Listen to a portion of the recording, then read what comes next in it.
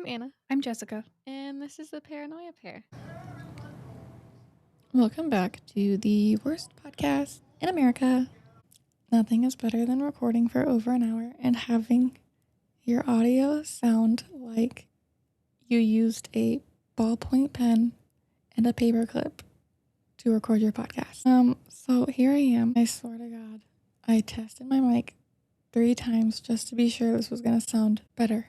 Of course, this would happen to me after I miss a week of recording, which violated my New Year's resolution, but it's fine. I didn't want to miss a podcast recording this year. Anyhow, I've heard of the phrase fatal attraction, but I had no clue it was a movie. I thought it was just kind of like a pop culture saying that people said for absolutely no reason and made zero sense. So I decided, if you're like me and you absolutely have zero idea what I'm talking about, I'm gonna tell you the story that inspired the movie Fatal Attraction. So in 1987, Carolyn Warmus was working as a computer teacher at Greenville Elementary School in Greenburgh, New York. And Greenburgh is kind of a suburb that's a little bit north of New York City. And this is where she met Paul Solomon, who was a fellow teacher. And the two struck up quite a relationship pretty quickly. Carolyn was in her early 20s. She was young, she was educated, and she was pretty successful. She came from a rich family in Michigan, and she had a degree in psychology and a master's in education from Columbia University's Teacher College. And Paul was 40 years old, and he was married. He had been married to Betty Jean Solomon for almost 20 years. And together they had a teenage daughter. They both worked full-time jobs, and together they lived in a condo in Greenburgh. But dating married men was definitely not anything new for Carolyn. She allegedly kind of had a thing for men in relationships. One time she supposedly glued pictures of herself in see-through lingerie onto photos of a married bartender, and she had planned to send them to his wife in hopes to break up their marriage. In another fling she spent months studying with a rabbi and converted to Judaism in an attempt to win over a Jewish man who was engaged to another woman. Carolyn claimed that Solomon had told her he wasn't happy in his marriage and that he had planned to leave Betty. He had planned to leave Betty once Kristen had graduated from high school. So to Carolyn, this promise kind of seemed to legitimize the affair, kind of giving her hope, you know? But of course, ladies, I hate to break it to you, but he is never leaving that wife. According to Betty's mother, she had doubts about Paul's commitment to anyone but himself, and friends of Betty described him as possessive and jealous. And over time, they noticed some changes in Betty's personality. She was always outgoing and social, and in this relationship, she became increasingly quiet and kind of withdrew from her friends. At around 7:15 p.m. on January 15th, 1989, a New York 911 operator received a call from a woman. She sounded terrified, and she was saying that someone was trying to kill her. But before she could give a clear address, the call was disconnected. So being concerned, the operator alerted police and provided the information she had. But there was a huge problem. When the operator looked up the phone number, the directory gave a incorrect address. So officers responded to the wrong location and didn't really find anything out of the ordinary. But by the time the mistake was realized, it was too late. At 11:42 p.m., Paul Solomon arrived home to the Greenberg's condo, and inside he discovered the body of his wife, Betty Jean Solomon. She had been brutally attacked. Betty had been pistol whipped and had significant trauma to her head. She had also been shot 9 times, with bullets entering her back and her legs. So the number of gunshot wounds suggested rage and overkill, and when detectives arrived, they noted several details. There were no signs of forced entry. The apartment appeared unbothered, ruling out any attempted armed robbery. The attack seemed to have occurred inside the home, likely after Betty let her attacker in.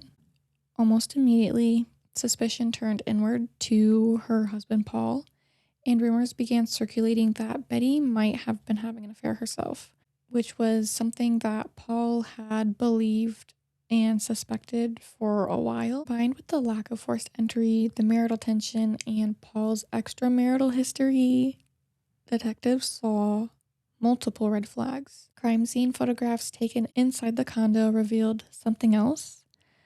A glove that was partially tucked under the couch. And despite it being visible in photos, the glove was never collected as evidence. When questioned by police, Paul initially claimed that he had gone bowling on the night of January 15th, but under more questioning, his story changed.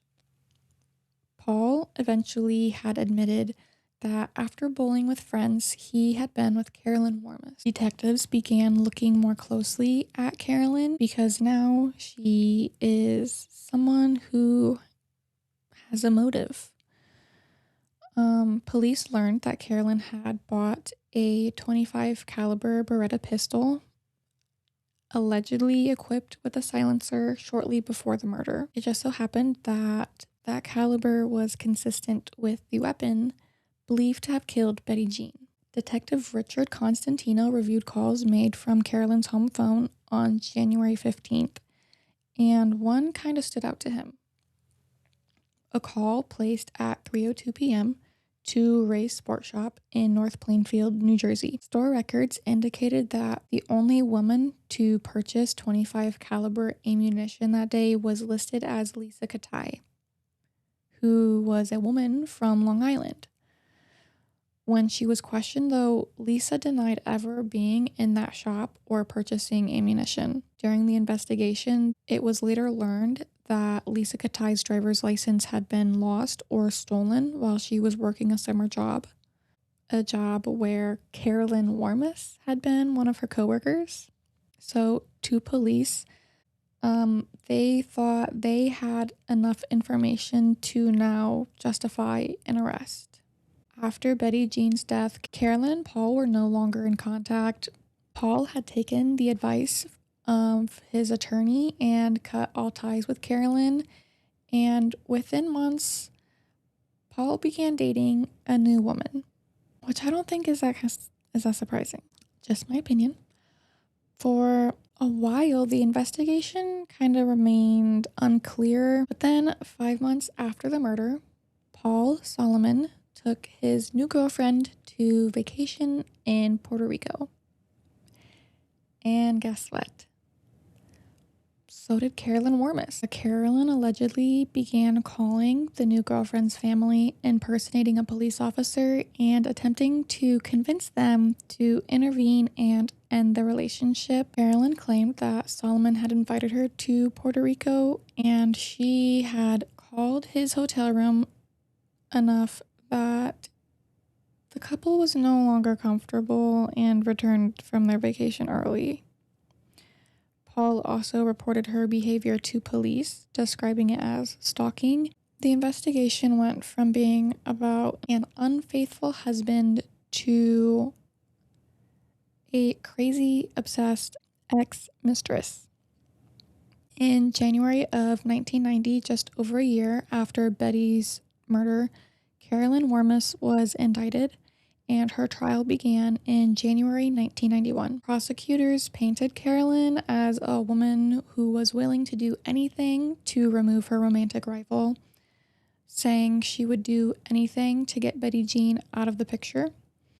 They also called in Vincent Pargo, who was a private investigator who testified that Carolyn had previously tried to hire him to dig up compromising information on the married bartender she had been dating, allegedly in an effort to destroy that marriage. And this testimony was kind of used to establish a pattern of behavior. They also emphasized the alleged gun purchase, the 25 caliber pistol and the silencer, arguing that Caroyln had obtained the murder weapon days before the killing.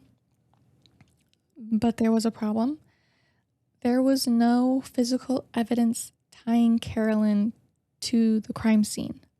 There was no fingerprints. There was no DNA, no eyewitnesses. They hadn't recovered the murder weapon.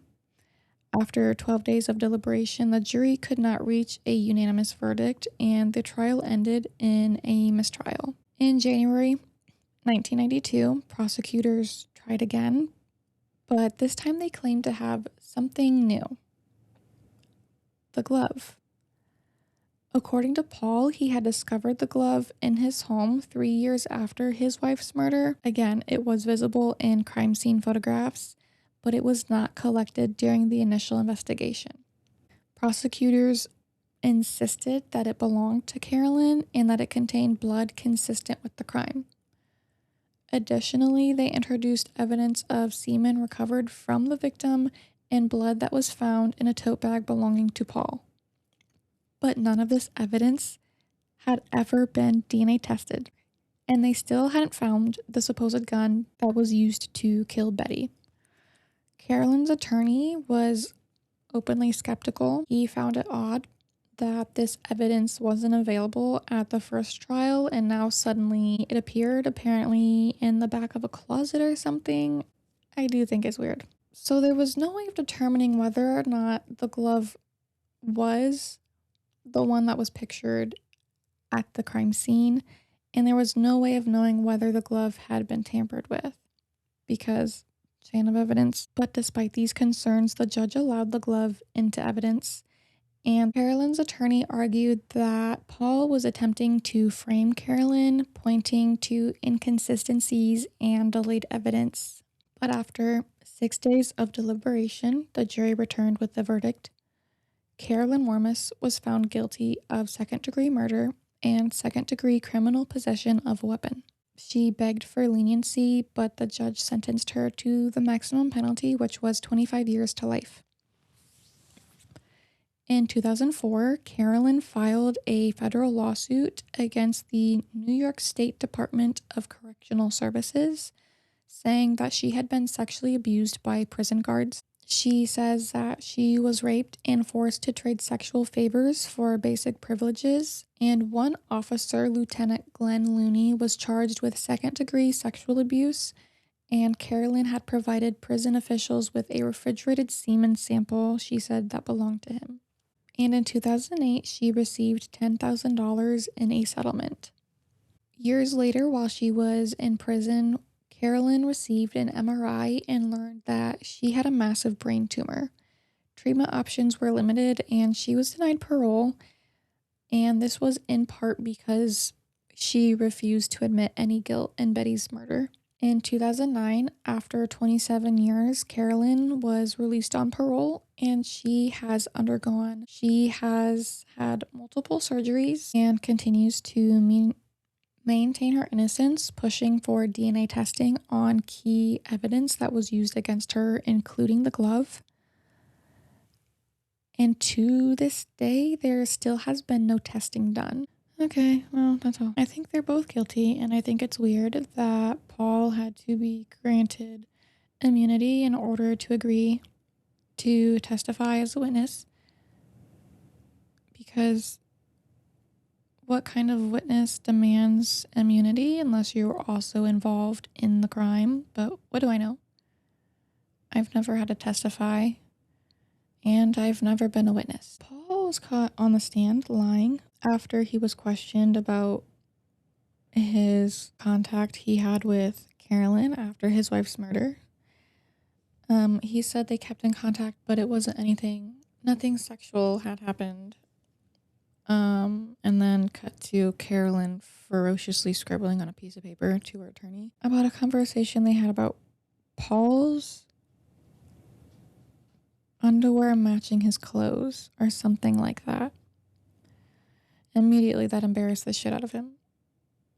Which I am all for. Yeah, in my unprofessional opinion, I think that Paul probably convinced Caroline to carry out the murder, and the guy, like, under the guise of the classic, my wife needs to be out of the picture, but I can't divorce her because blah blah blah. It's a lie. I'm not watching the movie. Even it does have 74% of Rotten Tomatoes, but well, that's all. Also, breaking news. Jessica's returning to the podcast. We're working on setting up a date. It'll probably be like a once every couple episode kind of thing, but she's coming back and that's all that matters. We're gonna be two babbling idiots together again. I can't wait. Thanks for listening. If you enjoyed this episode, you can find us on Instagram, TikTok, YouTube, and Facebook at Paranoia Pair Pod. And we will see you next Friday. Stay spooky. All right. Bye.